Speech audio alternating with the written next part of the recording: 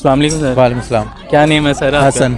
अच्छा हसन, देखा जाए कि यूके के साथ जो इंडिया के ताल्लुकात हैं वो मज़बूत और मज़बूत होते जा रहे हैं। क्या वजह हो सकती है इसके पीछे के? जो इंडिया के जो मैन हैं, प्राइम मिनिस्टर वो बने हैं यूके के, ऋषि सुनाक, क्या बेसिक वजह ये है? नहीं, एक्चुअली लोगों की ये चीज़, ऋषि सुनाक इज़ अ हिंदू लेकिन वो है पाकिस्तानी। उसके जो दादा जो थे वो गुजरांवाला के रहने वाले हैं। तो इज़ एक्चुअली पाकिस्तानी। बट देखें यूके के अगेन आप बहुत लोग ये चीज़ जानती, India is one of the big investors in UK. उल्टा है, इंडियंस जो हैं वो यूके में इन्वेस्टमेंट कर रहे हैं।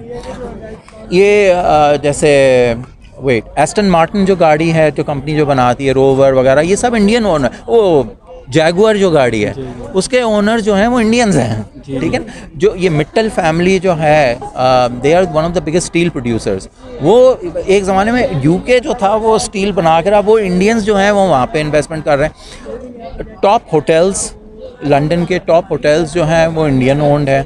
तो दे आर एक्चुअली, मुझे वो एग्जैक्ट फिगर नहीं पता लेकिन ये I don't remember actually, but India is one of the biggest investors in UK.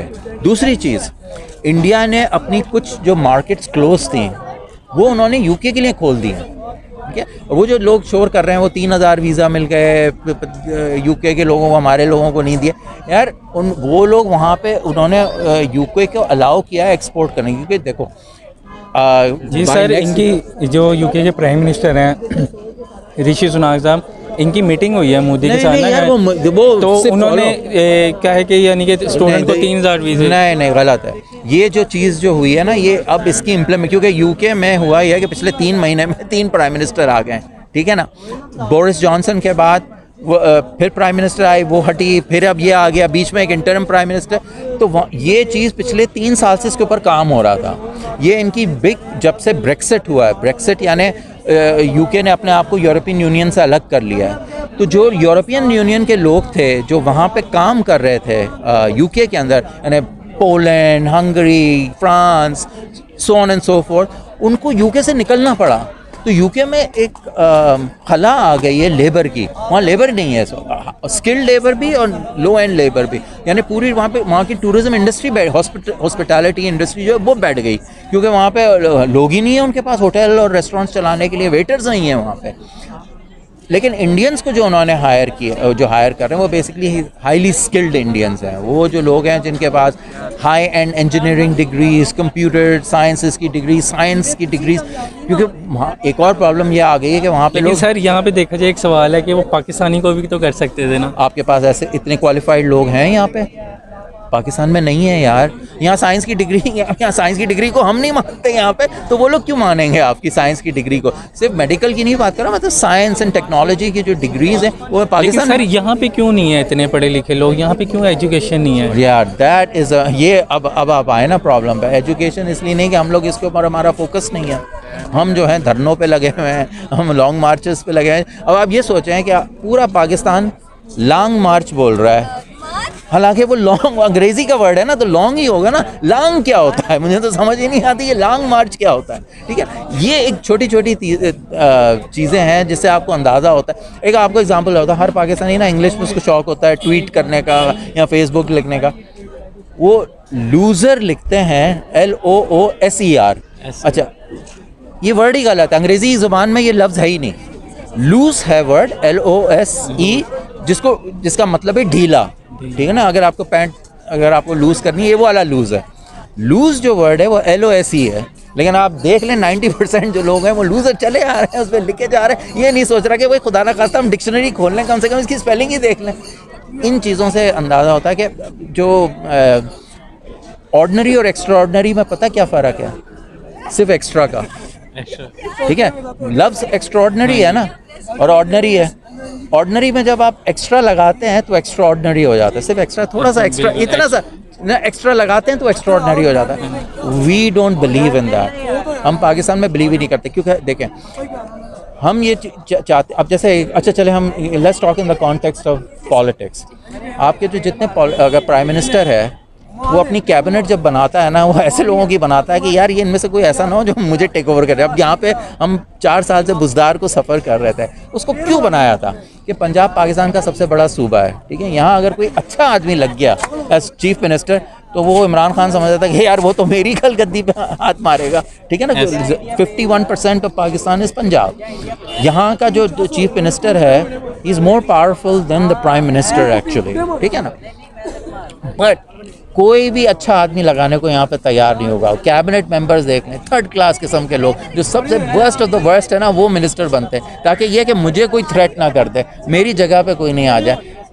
आप शादी में कभी जाते हो ना, तो वहाँ आप देखें कि जो औरतें होती हैं ना, जिनके वो चमक वाले कपड़े होते हैं, आप उनके पास से गुजरते हैं ना, वो चमक आपके कपड़ों पे आ जाती है। स्टार डस्ट, उसको स्टार डस्ट कहते हैं, ठीक है। ऐसे ही जब आप अच्छे लोगों से, अपने बेहतर लोगों के साथ रहते हैं ना, तो उनकी नॉलेज जो है ना, वो आपके अंदर आ जाती है। हम लोग इन चीज़ में बिलीव नहीं करते यार, that's why we don't succeed. हम एजुकेशन को क्यों बढ़ाते क्यों नहीं है हम एजुकेशन को, क्योंकि वो जो पावरफुल लोग हैं वही सोचते हैं कि यार अगर इसने सीख लिया, ठीक है ना, कल तो ये मेरे बेटी की जगह पे आ जाएगा। अब यहाँ पे इन्होंने जो एजुकेशन सिस्टम किया पंजाब में, वो जो किया है क्या करिकुलम, इक्वल सेम करिकुलम जो किया है, उसका किया क्या उन्होंने किया ये कि यहाँ का, जैसे अगर हम पंजाब का बेस्ट स्कूल देखें, वो HSN होगा, ठीक है ना। HSN कॉलेज हो गया, 2-3 और हैं ऐसे, but HSN is probably your best, ठीक है ना। होना ये चाहिए था, इनको करना ये चाहिए था कि सारे स्कूल्स जो थे उनका स्टैंडर्ड जो है ना, वो HSN के लेवल पे ले जाते और मुफ्त कर देते। इन्होंने किया क्या, HSN भी कहा बेटा तू भी अपना स्टैंडर्ड यहाँ ले आ, क्योंकि हमने ये बाकी लोगों का ये कर दिया। उन्होंने कहा यार हम आपकी सुन नहीं रहे। बीकन हाउस और ये सिटी स्कूल के अंदर मेरे ख्याल में, if I am not mistaken, 3-4 lakh बच्चा पढ़ रहा है, ठीक है। And you are paying almost 20-25,000 rupees per month. Criminal है, क्रिमिनल। ये सब चीज़ें होनी चाहिए फ्री, ठीक है ना। और अब ये आपकी सोच है। बहुत साल पहले हमने एक प्लान बनाया था, गवर्नमेंट को दिया था, जिसमें हमने ये कहा था कि जो आपकी सेंट्रल सुपीरियर सर्विसेज, जो CSP जिसको कहते हैं, उसमें कुछ सर्विसेज जो हैं वो अब ख़त्म हो गई हैं ना। पोस्टल कह रहा हूँ, फॉरेस्ट सर्विस ख़त्म हो गई, पोस्टल भी मोर और लेस ख़त्म ही हो गई। हमने कहा why not make education service of Pakistan. Singapore में उन्होंने ये किया है। वहाँ पे असिस्टेंट कमिश्नर और स्कूल के टीचर, उनके पर्क्स, प्रिविलेजेस, सैलरी सब बराबर है।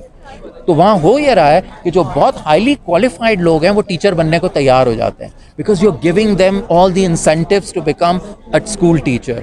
यहाँ पे हम स्कूल टीचर तो बेचारा कुछ नहीं जो कर पाता ना, वो उसको कहते हैं यार। यहाँ ख़वातीन जो जिनको एक्स्ट्रा इनकम चाहिए होती है, वो जाकर स्कूल टीचर बन जाती हैं। They are not qualified to even become teachers forget everything. लेकिन ठीक है, वो सिस्टम पूरा उसी पे चल रहा है। जहाँ पे देखें सारे स्कूल में यही है। देयर दीज हाउस वाइफ्स और जिनको नौकरी का और कोई घर से इजाज़त नहीं मिलती, तो कहते हैं यार स्कूल टीचर तो बन ही जाए कम से कम कुछ, because you need that income also. अच्छा सर, हर जो मुल्क जो है वो इंडिया को और इंडिया के पीपल्स को क्यों प्रेफर करता है और पाकिस्तान को क्यों नहीं प्रेफर करता? क्या बेसिक वजह यही है एजुकेशन? नहीं, it's not just that. India is also very big market.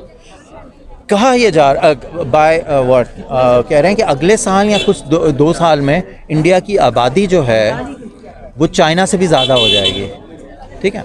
अच्छा, the other thing is India is a very big market. India में जो मिडिल क्लास है वो 400 मिलियन कितना होगा, 40 करोड़ की सिर्फ उनकी मिडिल क्लास है। अब उनका इनकम कितना है? उनका इनकम जो है, सालाना आमदनी जो है उस मिडिल क्लास की, वो तकरीबन $30,000 है। $30,000 का मतलब अगर हम आज के हिसाब से लगाएं तो हमारा कितना हो गया पाकिस्तानी? 70 लाख रुपए 70 लाख रुपए सालाना आमदनी है एवरेज। दैट्स अ वेरी, वो तो हर चीज़ खरीदने को तैयार हैं। मतलब वहाँ डिमांड है प्रोडक्ट्स की एंड सर्विसेज की, इसलिए हर आदमी जो है वो चाहता है कि हम इंडिया के अंदर जाएं। आप क्या है यार, डिमांड ही नहीं। यहाँ तो पाकिस्तान में कोई फॉरेन बैंक नहीं है, सिर्फ स्टैंडर्ड चार्टर्ड के अलावा सब बैंक्स ने अपने ऑफिस ऑपरेशंस यहाँ पे बंद कर दिए हैं। वहाँ पे हर बैंक खुल रहा है।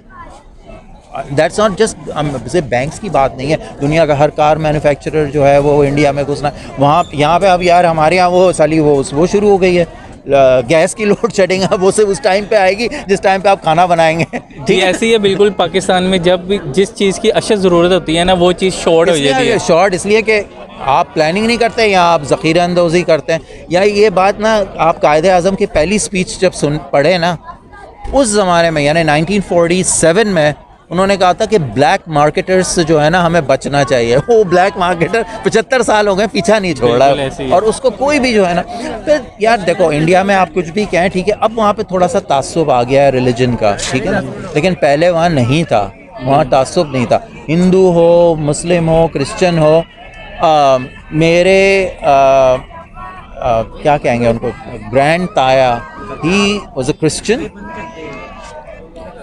क्रिश्चियन और वो इंडियन एयरफोर्स के हेड थे, ठीक है ना। तो यार ये चीज़ें हमारे यहाँ तो आप कुछ सोच नहीं सकता कि कोई क्रिश्चियन जो है वो एयरफोर्स का हेड बन जाएगा, ऐसा हो नहीं सकता। अच्छा सर, लास्ट में कोई मैसेज देना चाहिए आप पाकिस्तान और इसके हुक्मरान को? यार पाकिस्तानियों को सिर्फ ये है मैसेज कि आप दुनिया की अब छोड़ें, अपनी सोचें, ठीक है ना। It's time to move on.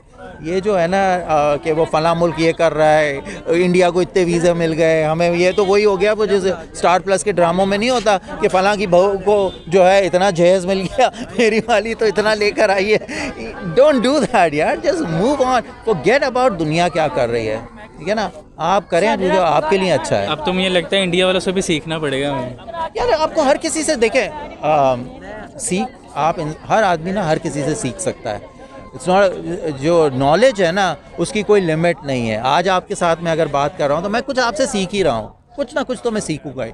आपको अपना ना दिमाग खोल कर रखना चाहिए, डोंट क्लोज योर माइंड। हमारा ये है कि हम इतने क्लोज्ड हैं, हम हर चीज़ में जो है ना ये नहीं यार ये तो नहीं हो सकता, ये नहीं करो, वो नहीं करो, ये don't do that. Open yourself to the whole world. दुनिया के लिए आप खोल दें। आप यहाँ पे 4 फॉरेनर आ जाते हैं तो पूरा जो है लिबर्टी जो है वो पागल हो जाता है, सब उनके पीछे पड़े हुए होते हैं। वो बेचारे अभी वो सिख यात्री आए हुए थे, वो उनको तो मुसीबत कर दी थी यहाँ पे लिबर्टी में, उनकी हर आदमी उनके ऊपर कूद मारा था कि यार इन्हीं से लूट लें जो कुछ करना है। Don't do that, open yourself to the whole world और दुनिया फिर आपके पास यार। और ये एक चीज़ है, ये हम सबको ये सोचना चाहिए कि अगला जो है ना वो ये सोचता है कि यार ये हमें क्या दे सकते हैं, यानी एज पाकिस्तानीज़ हमें ये सोचना चाहिए कि हम अगर दुनिया में कहीं जा रहे हैं तो हम वहाँ क्या कंट्रीब्यूट कर सकते हैं। जब तक आप इस तरीके से ये अप्रोच नहीं रखेंगे ना कि हम वहाँ क्या दे सकते हैं, अगला भी कहेगा यार हम तुम्हें क्यों दें कुछ भी। चलो ठीक है सर।